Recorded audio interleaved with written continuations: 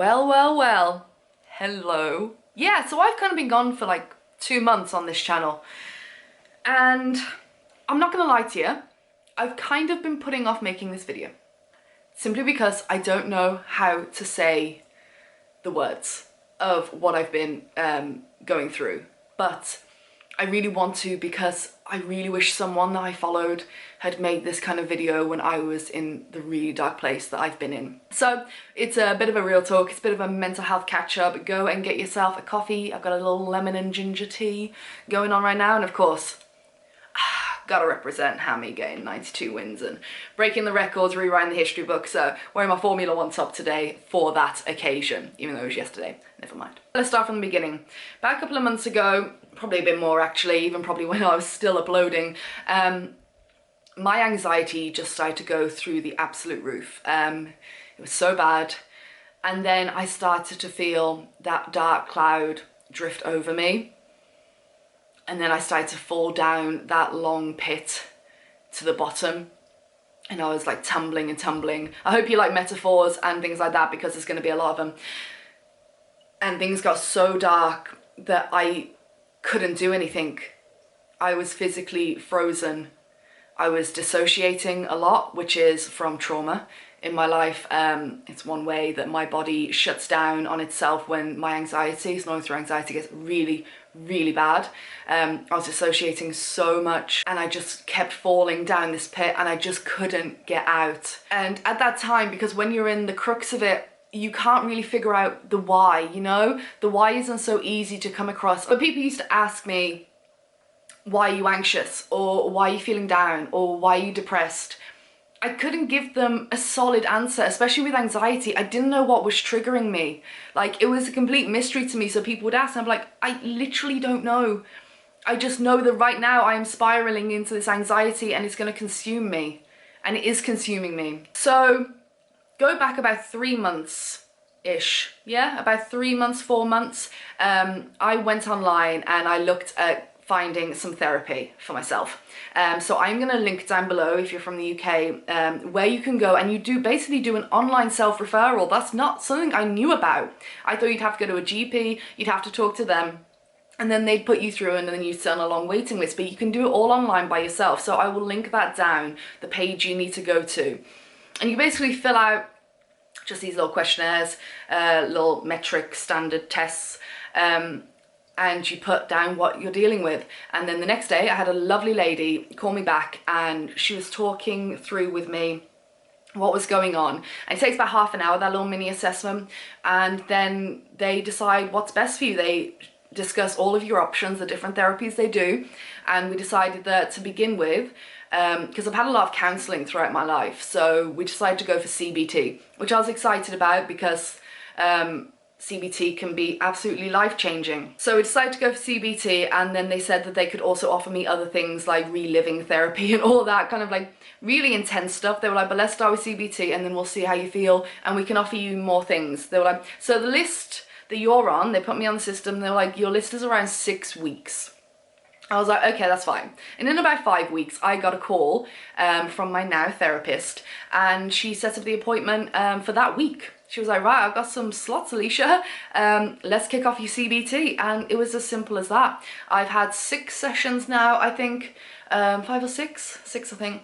And I've just dropped down now from weekly to fortnightly because I'm really starting to feel better, and the techniques that they're giving me is really helping me. But we still have a long way to go. It's been absolutely fantastic of figuring out what my triggers were, and I'm still figuring out what my triggers were, but it's just been fantastic. And compared to counselling, which is really therapeutic, obviously, to get things off your chest, CBT is a little bit different, and it took at least 3 sessions, or 3 weeks, until I kind of started to feel like we're having bits of breakthroughs, and then it kind of like snowballed from there. Because like I said, like, sometimes you're not very self-aware of what's going on in your head, and I was trying to push out all these horrible thoughts and the anxiety, and then you go into that loop of you're anxious because you're anxious, and then you're depressed because you're depressed. And it's funny because my scores of anxiety and depression were lower, but then come the 3rd or 4th week, they skyrocketed. And she was like, she's like, it's gonna sound weird, but I'm so happy to see that, because you always put on this mask that everything's okay, and we linked it back to certain things in my childhood, that everything's okay and I can handle everything on my own, and I don't have to worry, I don't have to concern anyone, I can totally do this, I'm strong enough to get through this, it's gonna pass. And she was like, I know you haven't been deceiving me, on because you have to do a questionnaire every week before your session. She's like, I know you haven't been deceiving me at all. She was like, but this is very, this is what I thought would happen. You've taken off the mask. And that was when I decided to completely cut myself off from doing anything, because I was struggling to pull through doing any sort of work anyway. And I was like, I'm putting this weird pressure on myself and achieving very little in my depressed state. So let's just completely commit to, you know, going offline, just not thinking about it, and really give myself time to heal, do the therapy, do my little activities during the week, do a lot of meditation, a lot of things for myself, and a lot of soul searching, which was painful and deep. And I'm really glad that I did that. Jump forward to now, past couple of weeks, I really wanted to do this video and talk about my mental health and stuff, but yeah, been putting it off because I didn't know what to say, and I tried to make notes. I brainstormed what I'd want to say in the video, like I normally do when I want to just like structure a video if I've got a lot to say, but it wasn't working, so here we are. Cup of tea, which I think is very strong now, so I'm gonna have to remove my tea bag, excuse me. Oh, that is perfection. That is absolute perfection. But the one thing I would like to share with you is how I kind of viewed, like, this is like a horrific time for millions and millions, billions of people. And this is why I wanted to do the video, because I'm not alone, and I felt alone, and even though I knew I wasn't alone, no one really was telling me how bad it was, if they were really, really struggling to the point that they have to cut themselves off. And I'm so grateful that I'm in a position I could do that, being self-employed. It was still hard for me to do that. It's like, well, I need to make money, and money's already really tight right now because it's 2020 and no one can travel, and you know, but I had to make that decision, and I could. I'm very grateful. I sat down and did some soul searching on 2020 and kind of figured out why in the back of my mind things were happening but I couldn't pinpoint it. And it's a simple explanation, and I think a lot of people will be able to really resonate with this, is that obviously our lives have been completely changed. When I was talking to my therapist, she was like, Ali, literally your entire life has flipped on its head. Because I looked at my calendar and how a normal week or month, I mean, I didn't have a normal week or month. It was always changing. Like, was I going abroad this month? How many times? None? How many? 3? You know, or are we going around and I'm giving talks around the country, or things like that. There was always something going on. And now it's a complete reverse. Like, I'm being really strict with the rules. I'm like, only when I started therapy or just before have I started going out on a Tuesday just for me to get a coffee and look around the shops. And that has helped with my anxiety, because I just wasn't even doing that, even though we were allowed to do that. I was like, no, I can't. I started doing date night once a week with Scott. And as time went on, and I was keeping really positive, like, we'll be able to travel again soon, let's just ride it out. I can do other things until then, you know, be good, find out new passions or new ways of making money, which I did with eBay on my second channel, go check it out.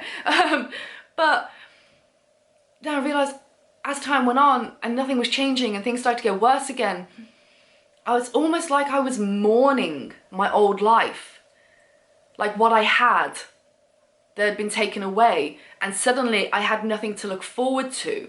Because before I always had something to look forward to, whether it's a speaking gig or, I don't know, just going to see my friends or going abroad or going on a trip, whatever. I had things to look forward to. But now I went into this spiral of all I could do was look back. I had nothing to look forward to. At all. Nothing I wanted to achieve anymore, nowhere I was going to go, nothing I was going to do. And so all my mind could do was look in the past and see, oh God, wasn't it great, you know, when we could do this, when we could do that. And that's all my mind was focusing on. And then because I didn't have it anymore, it's like my mind was mourning it. I was mourning the life I had. That sounds very intense and dramatic. I don't mean it to be, but mourning is the best word I can try and describe. I didn't even realize I was doing that, but my brain was. It kept looking back, and that's so unhealthy. Because I had nothing to look forward to. To help me, like every Tuesday morning, it's something small. I go out, I pick somewhere, a little town, or whatever near me, or wherever, that I can walk to, or get a short bus ride to. and I can tell myself I'm safe, I'm wearing my mask, I've got my hand sanitizer, I'll keep clean, I always keep away from people, but it's helped my anxiety over Tuesday morning. I get a coffee, go and look at the charity shops, and I come home. I'm home before lunch. I like a little bit of an outing. Then we added our little date night with Scott, so every Wednesday we go out for a meal to a little place, and all the restaurants feel really safe, and I remind myself that it's okay. And now I have things to look forward to. Now the van's finished, she's finished, van videos coming in aplenty soon. We're gonna go away for our anniversary, somewhere remote, and just go and explore, maybe do some hiking and drink wine in the new van and cuddle up, and we've got the heater on, and it's gonna be really nice. I finally have things to look forward to, and that was really crucial for me to do. Even the smallest things like going out, getting a coffee and coming home. A little thing, something to keep me going and to not keep looking back. It was really funny because as I was discovering this about myself, I went onto YouTube, looked at my sub box, and Mel Robbins, who I love, I've read all of her books, put up a video, and she literally said every word I just said before I even said it. This was all just in my mind at the time, and I was like mulling it over, coming to my realization. Then Mel Robbins puts up a video of her, how she's really struggling, and she just said everything that was in my head. I was like, oh, I had to watch it twice. I watched it twice, that video. I was like, oh my God, it's like a message.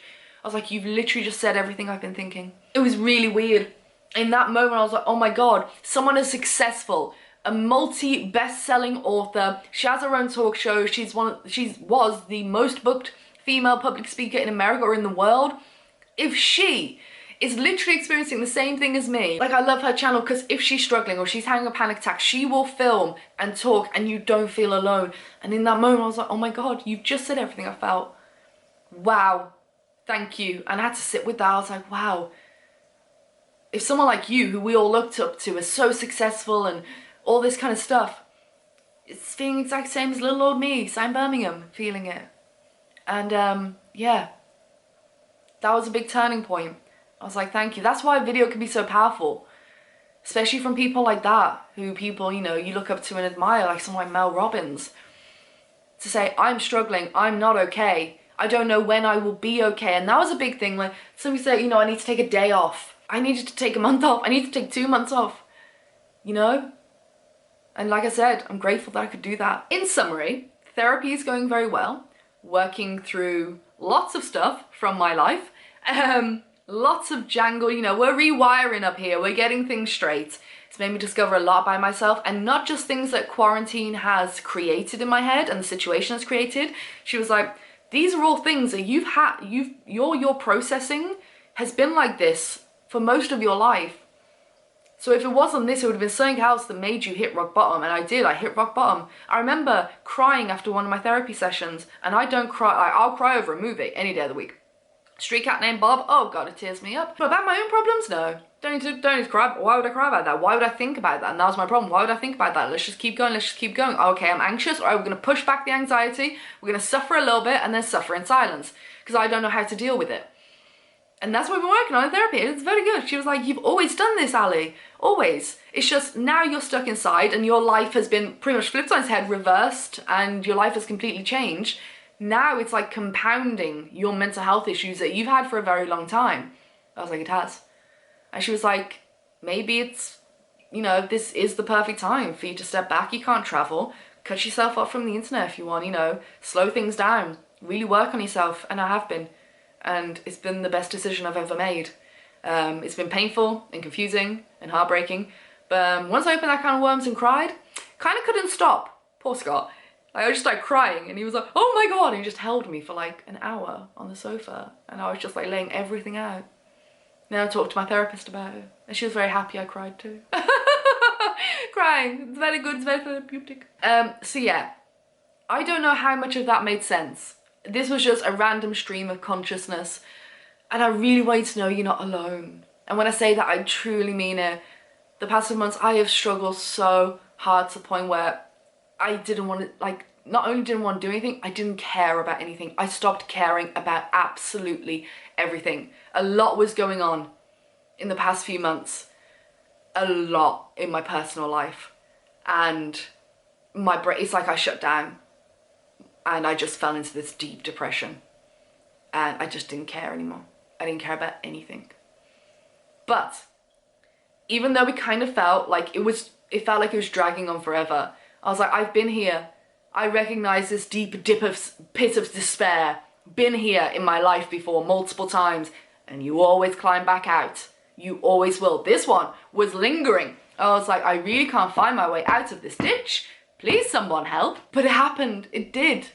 It will happen. You will climb out of that ditch. I promise you. And if you need help, please reach out. Please. It might take time, but stick with it. It will get better. The sun will shine again. Don't know when it's going to shine again in Birmingham, may I add. What weather we are having. Absolute shite, love. Absolute shite. You will, even though you don't feel like you will. And maybe this one's dragging on forever and you don't feel like you can find your way out of this ditch. You will. But you're going to have to get help. You're going to have to really look after yourself. Okay? But you will. I believe in you. I didn't think I could. I was a moment I was like, I'm never just gonna, this is it now. Even though I've been there before and got my way back out, you forget that. Don't forget, it will get better, please, okay? So, camera's overheating, I'm overheating. I'm back, and it feels really good, and I wanted to leave it until I felt really good about coming back. I didn't want to force it and push it while I was still struggling mentally. I feel really good about this, so I'm back. We are going away in the van soon. The van is finished. I have a ton of van footage, so there'll be some van videos coming up. There'll be some little travels around the UK. We're gonna find some nice little hidden, secluded places to go and look at the rain from there instead of in Birmingham. It's gonna be great. Thank you for all of the messages, like just random messages when I just wasn't posting, saying, Ali, like, I miss your content. Please don't rush back though. But the messages I receive completely out of the blue throughout this time were amazing, and you don't know how much they helped me. So thank you for that. And if you're struggling, I'm here with you. I got you. We all got you, okay? And you've got this. You have. Please don't forget that you have got this. It will pass. It will. I'm in a much better place now, and I'm looking forward to create videos again. Yes. All right, so I'm gonna love you and leave you. This is a very long video. My battery's gonna cut out any minute now. So loving, leaving, subscribe. Are you looking forward to van content? Because I sure am. I'm gonna finish my cup of tea now, and I might read some book because me time, very, very important. And I'll see you in the next one. All right, I've missed you. I've genuinely, that sounds cheaty. I've so missed you. All right, bye.